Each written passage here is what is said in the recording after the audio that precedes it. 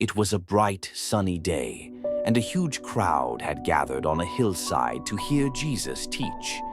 People had come from far and wide, men, women, and children, all eager to hear his words.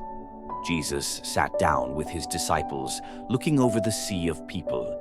He had been teaching for hours, and now the crowd was getting hungry. Disciple, whispering to Jesus, "Master, it's getting late and the people are hungry.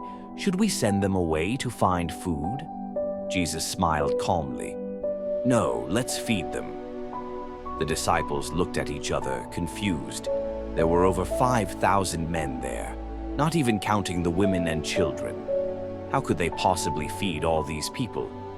Disciple, worried, "Where would we even find that much food? Even if we had the money, it wouldn't be enough." Just then, a young boy stepped forward, holding a small basket. Inside were 5 small loaves of bread and 2 fish. "I don't have much, but you can have this." The disciples glanced at the small basket and then back at the enormous crowd. This isn't enough to feed everyone. But Jesus took the basket, smiled, and said, "Bring it to me." Jesus held up the bread and fish, gave thanks to God, and began to break the loaves. He handed pieces to the disciples and told them to pass it out to the crowd. The disciples hesitated but obeyed. As they passed out the food, something incredible happened. The bread and fish didn't run out. In fact, the more they passed out, the more there seemed to be. Wide-eyed children took bites of fresh bread.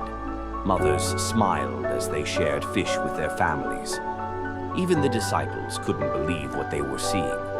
When everyone had eaten and was completely full, Jesus said, "Gather the leftovers so nothing is wasted."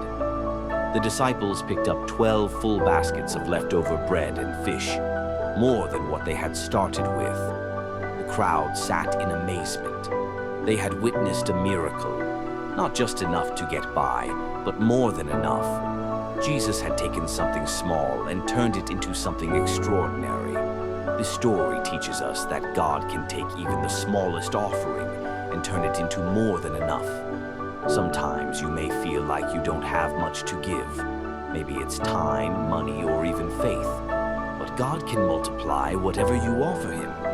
If he could feed over 5,000 people with a small basket of bread and fish, imagine what he can do with what you have. So, what's in your basket today? Are you willing to trust Jesus with it?